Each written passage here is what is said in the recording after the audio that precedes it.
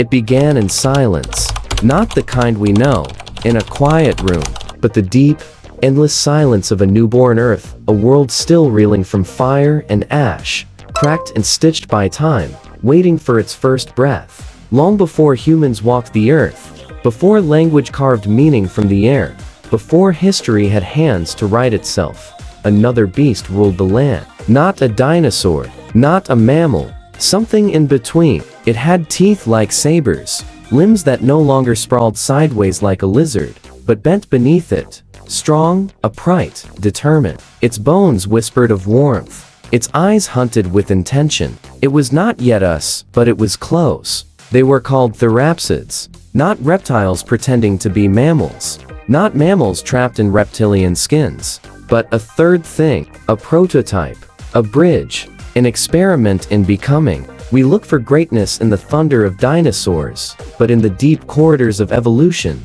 it was these creatures, quiet, precise, terrifying, who carried the torch forward. For tens of millions of years, they reigned. Across deserts where rain forgot to fall, through swamps that steamed with ancient breath, in forests thick with ferns older than memory. From the titanic mosschops to the deadly gorgonops, Therapsids became everything the land required.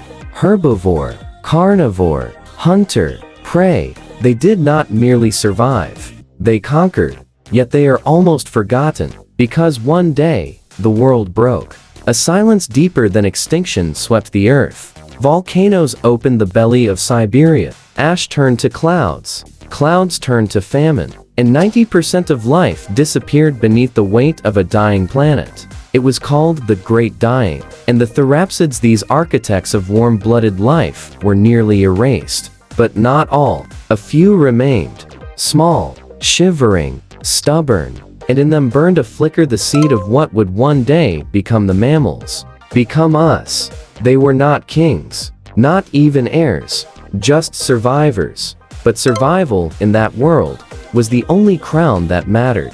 We tend to see evolution as a ladder rung after perfect rung toward humanity. But it isn't. It's a wildfire. It spreads sideways, backward, in circles. It dies and rekindles. It gambles. Therapsids were one such gamble. A bold, tangled lineage that rewired the blueprint of life. Their skulls shifted. Their teeth specialized. Their bones whispered the first warm pulses of blood. They burrowed. They cared for their young. They dreamed, in whatever way a creature without speech might dream, a continuing. And when the world turned black, they didn't roar. They dug.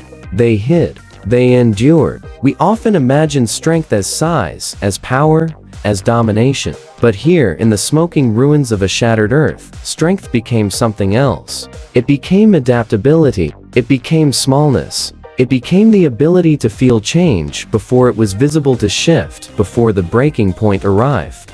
Those who did not bend, broke.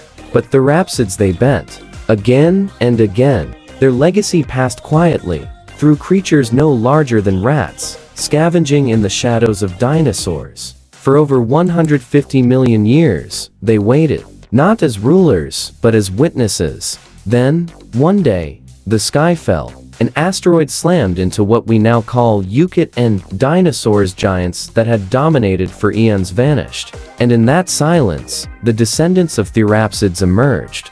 No longer half reptile, half mammal. They were fully mammal now. Curious, warm, fast, capable of memory, emotion, innovation. They did not conquer the world through size. They wove themselves into its rhythms. They made tools. They made language.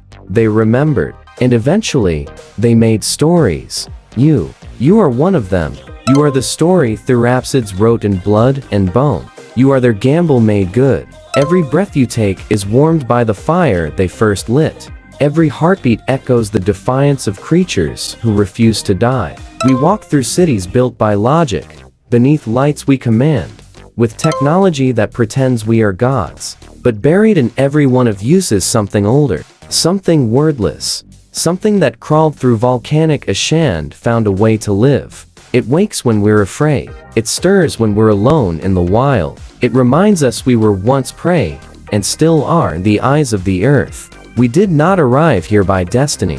We arrived because others fell. We arrived because we inherited a body that could adapt, a mind that could imagine, and a lineage that remembered how to endure. Therapsids are gone, but they are not lost. They walk inside us, in our warmth, in our bite, in our bones. So the next time you feel your pulse, remember this. It is not just a beat. It is a signal, a fire still burning. The beast did not become extinct. It became us.